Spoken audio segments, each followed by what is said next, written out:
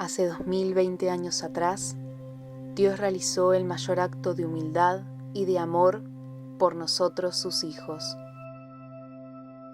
Su divinidad se hizo carne, vivió entre nosotros y con una paciencia infinita nos mostró con su vida el camino de los hijos. Luego de su partida, sus discípulos en comunidad trataron de vivir el ejemplo del Maestro, llevando a quienes abrieran su corazón la buena noticia del reino.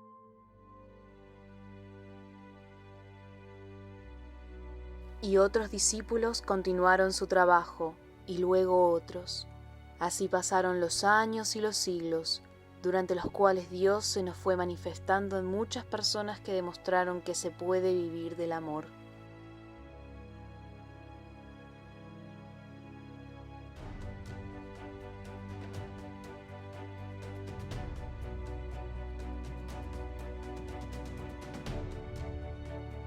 El 26 de febrero de 1787 nació en Lyon, Francia, uno de esos discípulos, Andrés Coindre. Su infancia transcurrió en un contexto histórico de mucha incertidumbre e inestabilidad. 2 años después de su nacimiento, en 1789, estalla la Revolución Francesa con algunos elementos positivos, pero que también provocó mucha pobreza y hambruna, situación que duró varios años. En 1792 se inicia el culto clandestino, la confiscación y venta de bienes del clero y un periodo de terror, represalias incluyendo la persecución civil y religiosa que continuó por los siguientes 10 años. En estos destructores años fue creciendo y educándose con mucho empeño, sin apartar los ojos de Jesús, que lo llamaban para algo grande. En 1799, la familia vivía en las cercanías de la iglesia Saint-Nizier en Lyon. En 1803 ingresa al Seminario Menor de la Argentière, que abría sus puertas nuevamente luego de la liberación de las instituciones religiosas de la Iglesia que hasta ese momento, a causa de los ideales revolucionarios, habían sido prohibidas y cualquier práctica religiosa o manifestación de la fe se hacía de manera clandestina. Andrés, a partir de noviembre de 1809, continúa sus estudios superiores en el Seminario Mayor San Irineo, mostrándose como un alumno brillante, formándose junto a destacados religiosos. El 14 de junio de 1812 es ordenado sacerdote en la Catedral de Lyon por el arzobispo Monseñor Fesch, tío de Napoleón. El padre Andrés comienza su servicio a la iglesia como coadjutor de la parroquia Nuestra Señora de Bourg-en-Bresse, donde realizó 633 funciones ministeriales. En 1815 pasa a la parroquia de San Bruno de Lyon con el mismo cargo. Sus predicaciones eran inspiradas y atraían a los fieles hasta el punto de recorrer largas distancias para escucharlo. Para reparar las ruinas causadas en las almas por la Revolución, se organizó en la Arquidiócesis de Lyon una asociación de misioneros. Los sacerdotes daban misiones, de aquí su nombre de misioneros. Durante los 6 años que formó parte de esta asociación, el padre Andrés se dedicó con mucho ardor al apostolado de la predicación, dando sermones y predicaciones de retiros espirituales. Con espíritu inquieto y solícito, obedeció siempre a sus superiores, sin olvidar su urgencia para responder a las necesidades que atravesaban sus hermanos contemporáneos. Lejos de resignarse y acostumbrarse a la realidad que se vivía en su país y mirando con los ojos de Cristo, se comprometió y se conmovió con la realidad que vivían sus compatriotas. Empezaba el año 1816, cuando recoge de la calle a 2 niñas abandonadas y las deja al cuidado de Claudina Thévenet, quien fundara junto a otras mujeres una congregación religiosa que se dedicó a la educación de niñas y jóvenes. La noche del 5 al 6 de octubre de 1818 se instala definitivamente en una humilde casa apenas amueblada, con una obrera, una huérfana y un telar de seda. Claudina acaba de fundar la Congregación de las Religiosas de Jesús María. Lo que el padre Andrés hizo por las niñas también lo hizo por los niños y jóvenes, rescatándolos de las cárceles, de la vida callejera y aportándolos de su ambiente que los llevaría inexorablemente a la perdición. Él mismo lo expresa diciendo: el tesoro de una buena educación es la mayor riqueza.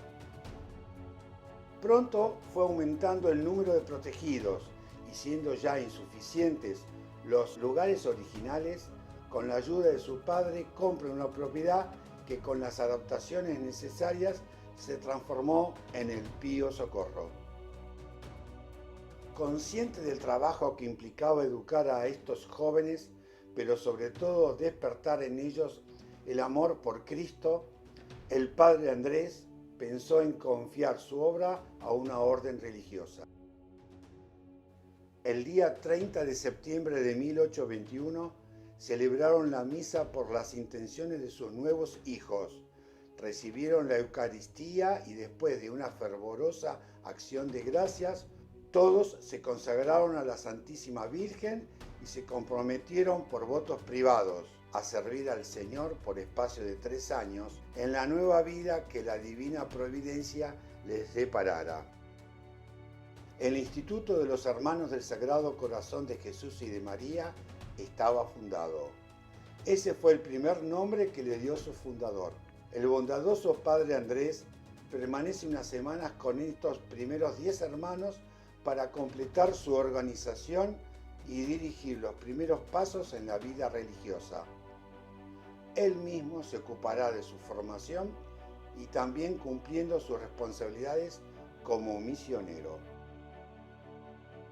El Pío Socorro era a su vez un patronato y una escuela de artes y oficios, de tal manera que aquellos jóvenes rescatados aprendiesen a ganarse la vida de forma honrada gracias a su trabajo y esfuerzo. Era tal su preocupación por educar la mente y el corazón de los niños, y viendo la falta de establecimientos educativos, decidió que sus próximas fundaciones serían escuelas primarias. Entre 1823 y 1825, en el sur de Francia, fundó escuelas e impartió educación inclusive en colegios públicos a través de los hermanos de la congregación, quedando el instituto orientado definitivamente hacia la enseñanza. Sus principios pedagógicos muestran el gran amor que sentía y prendía a fuego su corazón. El principio básico de su concepto de educación es la confianza, porque para todo educador es fundamental no dudar de la posibilidad de un cambio. Un segundo principio fundamental se refiere a la proximidad. Por eso no nos tiene que asombrar que ocupado y superocupado en las misiones, este buen sacerdote acompañara en la distancia cada una de sus obras. El buen padre Andrés sostenía a sus hermanos y hermanas religiosas con su oración y sus palabras de aliento expresadas en varias cartas, donde los exhorta a no decaer frente a las dificultades. Que los hermanos no manifiesten ninguna predilección en su trabajo. La mayor desgracia sería la desunión. Un reino dividido contra sí mismo, dice nuestro Salvador, desaparecerá. En 1825 renuncia a su cargo de superior general de los misioneros de Monistrol para dirigir el seminario mayor de Blúa. Tan pronto como llega, se entrega a sus nuevas funciones con el ardor que lo caracterizaba.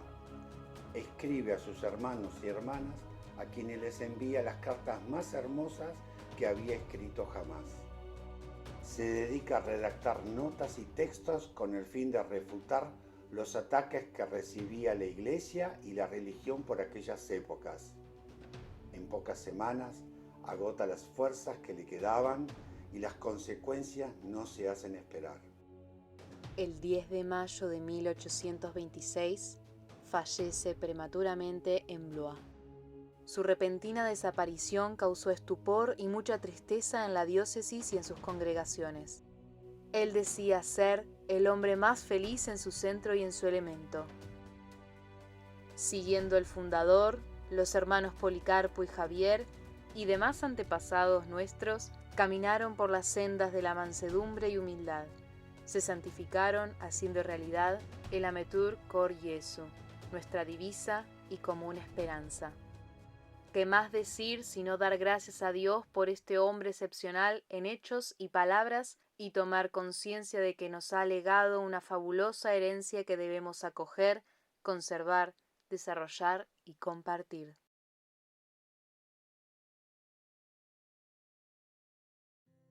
En la actualidad, el instituto se ve enriquecido por el trabajo no solo de los hermanos, sino de laicos que optaron por el carisma corazonista.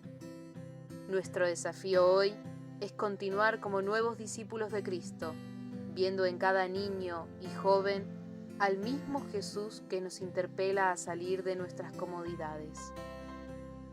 Hoy el instituto cuenta con 165 comunidades en más de 30 países de los 5 continentes, realizando una misión evangelizadora en la línea de nuestros fundadores. En el umbral de este bicentenario de la fundación del Instituto de los Hermanos del Sagrado Corazón, nunca hubiéramos imaginado al mundo sacudido por una pandemia, que en todo lo que nos depare el próximo año, el Señor camine a nuestro lado llenándonos de su ánimo y confianza. Por su vida, su obra y su amor a Cristo, gracias, Padre Andrés.